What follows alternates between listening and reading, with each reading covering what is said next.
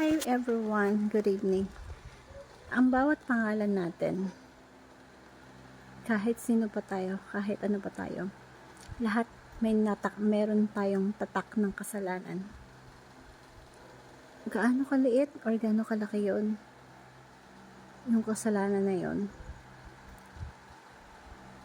na ginawa natin, nakatatak yun, dala-dala natin yun.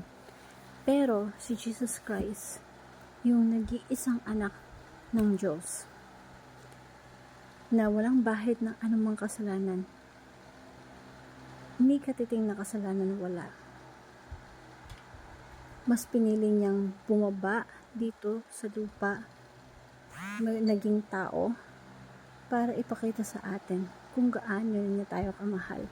Nahanda siya kunin ang kinin yung kasalanan na hindi naman siya gumawa. Take the batches of yours, takes the batches of mine, takes the batches of everyone. Dun sa krus, pinatunayan niya kung gaano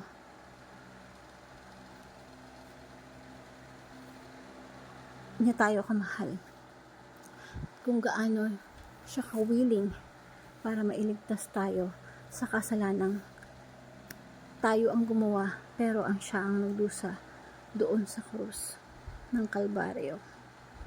So, tayo, ang tanong, ano ba ang pwede natin magawa sa Kanya? Ngayong alam mo na that He takes the badges of yours or anyone else, ano ba yung pwede natin gawin para sa Kanya? Na mapatunayan natin sa Kanya na kaya din natin mag-sacrifice para sa Kanya.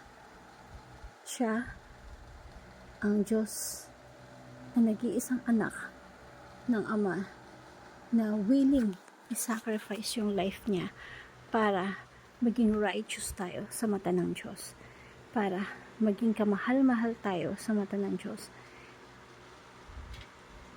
Ginawa niya yon para mapatunayan sa atin na tanggap niya kahit gaano ang kasalanan na maliit, na meron tayong maliit man yan o malaki.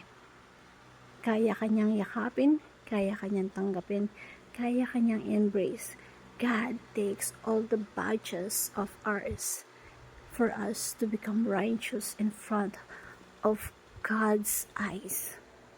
At sana po ma-appreciate natin yun, at huwag nating hayaan na masayang yung sacrifice niya sa atin, na patuloy tayong gumagawa ng kasalanan, na iniisip lang natin ang sarili natin kapakanan, pero hindi natin iniisip yung sacrifice na ginawa niya sa cross to take all the badges that we have.